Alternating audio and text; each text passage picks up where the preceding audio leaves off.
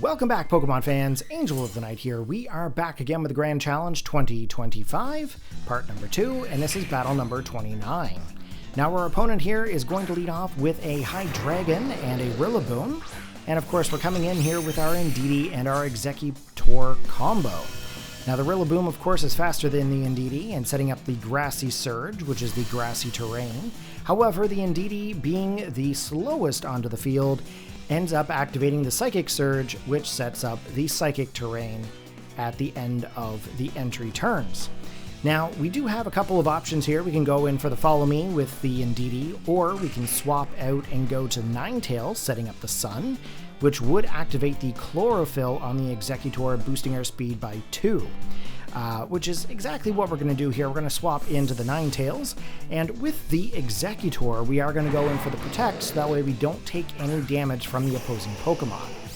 Now, the Hydreigon, of course, could potentially be a big threat Pokemon. It is a Dark and Dragon-type Pokemon, but it also gets things such as, like, Heat Wave and Dark Pulse, which could potentially be an issue to not only the Exeggutor, but also the Indeedee as well. So Exeggutor did protect itself here. We didn't get any kind of damage this turn, and that is going to allow us to go in for the attack here as well, following round 2.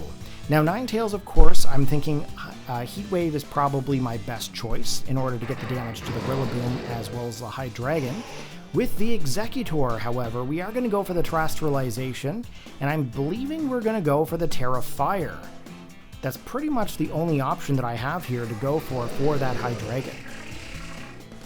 Yep, exactly what I thought I was going to do. Yes, there we go. Predicted right. This, of course, is a battle that's from a little while ago. We had stockpiled and awaiting commentary, so I apologize for that. Sometimes I don't really remember all of the exact reasons I did things, but I'm pretty sure that was the exact reason. I'm glad I got it right. So here we go with the Terrestrialization with the Sun. We got our ×2 speed. We got our boost for our fire. We're going for a Terra Blast, and we managed to pick up that KO off onto that Hydreigon. But, surprise, it's Zoroark. We should have known. Obviously, I did not have the team preview into this battle because I had already had the scoreboard edited in, and it's been a while since I've seen it. So we managed to get the Heat Wave off here as well, picking up the KO off onto the Rillaboom, knocking it out. 2 Pokemon down, 2 Pokemon to go, and of course, you guys have already seen 3 of my Pokemon so far. Okay, Hydreigon actually coming onto the field this time, being a Dark Dragon-type Pokemon, and of course, there is the Whimsicott. Now, Whimsicott can technically go for a Tailwind here, which could boost up the speed of the Hydreigon. So we are going to go for the Heat Wave here, and we're also going to go in for the Terra Blast into that Hydreigon to see how much damage we could potentially do. I'm not really sure Terra Blast is going to be able to one-hit KO it, but you might get it very, very close down to about a quarter of health. So we'll see what happens here. Dragon-type Pokemon should technically be able to resist a lot of these elemental moves. So we are going to see a Terrestrialization here, as I said it completely weird. He's going to go in for the Terra Fire himself, basically allowing him to resist any kind of fire-based moves. However, he is going to get the helping hand from the Whimsicott, which is actually making me a little bit scared here. So we are going to get our Terrestrial Blast off onto this Hydreigon, and that actually did about a quarter damage, which not very good, to be quite honest. I was expecting a little bit more, but of course they did go for the Terra Fire. So he is resisting that. There is the Dark Pulse coming into the Exeggutor, picking up a one-hit knockout off onto this Exeggutor, and down it goes.